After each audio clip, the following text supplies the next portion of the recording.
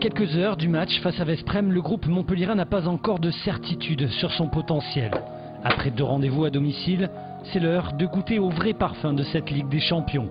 Une rencontre loin de ses bases chez l'un des quarts de finalistes de la saison dernière. Dans l'aréna de Veszprém, Hambourg s'est incliné la semaine d'avant.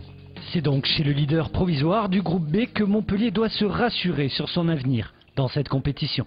C'est vrai qu'on sait pas trop, on n'a pas fait encore c'est notre premier gros match à l'extérieur, donc voilà, on va essayer de ne pas s'affoler, même si ça va être très difficile par moment, de rester concentré, appliqué, de ne pas lâcher trop de ballons comme on avait pu le faire à la maison contre Hambourg, être efficace au niveau du shoot parce qu'ils ont 2 très bons gardiens en face, donc voilà, il y a tout ça qu'on va essayer de gérer au mieux.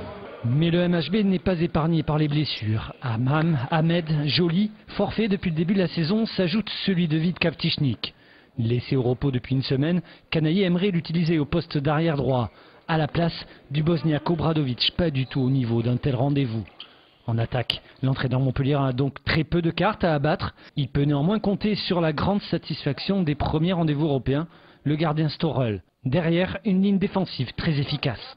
Il faut s'appuyer sur notre défense qui fonctionne bien, en espérant que ça va rester stable, c'est un secteur qui va rester stable, sur nos contre-attaques. Et puis en attaque, il faut essayer de, je dirais pas de tricher, mais il va falloir essayer de jouer intelligemment en utilisant bien nos forces et en essayant de masquer un petit peu nos faiblesses du moment.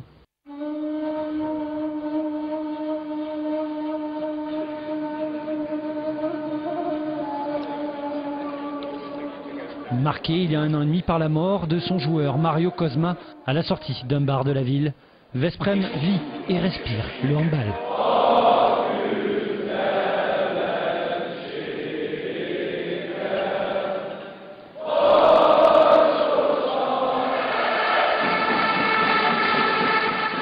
Dans cette ambiance vuvuzélesque, Montpellier affirme d'entrée sa détermination. Le gardien Storel donne le tempo à ses partenaires. Les jeunes d'Ipanda et Acambri ont le bras chaud. Et le capitaine Nikola Karabatic, comme d'habitude, percute et fixe à merveille. En face, l'artilleur gaucher Marco Vujin est efficace, mais pas aussi redoutable que contre Hambourg. Le MHB fixe Veszprém à 2-3 buts derrière, 15-13 à la mi-temps. Dès les 10 premières minutes de la deuxième mi-temps, on sent que le sort n'épargnera pas Montpellier. D'abord sur cette non-exclusion évidente d'un joueur de Veszprém, ensuite sur la sortie définitive de Karabatic suite à une béquille. Enfin, lorsque Kavtičník rentre, un petit but et puis s'en va, la douleur est trop grande. Storel a beau faire des miracles et Acambri marquer des buts sur main levée, le manque de rotation va être fatal à Montpellier. Nicolas qui se fait une grosse béquille je crois, donc derrière ça donne moins de percussion au jeu c'est sûr.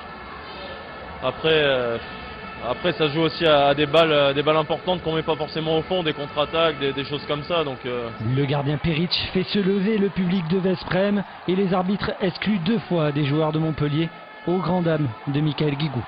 Les 2 minutes c'est derrière. Moi je fais une passe au pivot, le défenseur fait pied et l'arbitre le voit, il le siffle pas et on passe de suite à moins 2 et bon, à 1 de moins, les deux à 2 minutes 30 de la fin c'était difficile. 27-26, 1 seconde à jouer, le jet du dernier espoir. Peric dévie le tir d'Acambri. Montpellier a lâché le morceau dans les 5 dernières minutes, 2 défaites en 3 matchs, avec pourtant un gardien auteur de 70 arrêts. Je suis très content de mon début de saison en Ligue des Champions, mais c'est grâce à une équipe qui défend bien devant moi. J'ai confiance pour la suite, c'est dommage qu'on n'ait pas ramené 1 ou 2 points. Mais c'est toujours difficile de gagner ici. On était prêts, mais il nous a manqué un petit quelque chose. L'adrénaline provoquée par les matchs ici, c'est quelque chose qu'on doit retrouver systématiquement parce que j'ai vu des joueurs monter énormément leur niveau de jeu parce que je pense qu'ils avaient un peu peur du contexte. Donc ça veut dire que ce genre de choses, ils sont capables de le produire, ils l'ont en eux.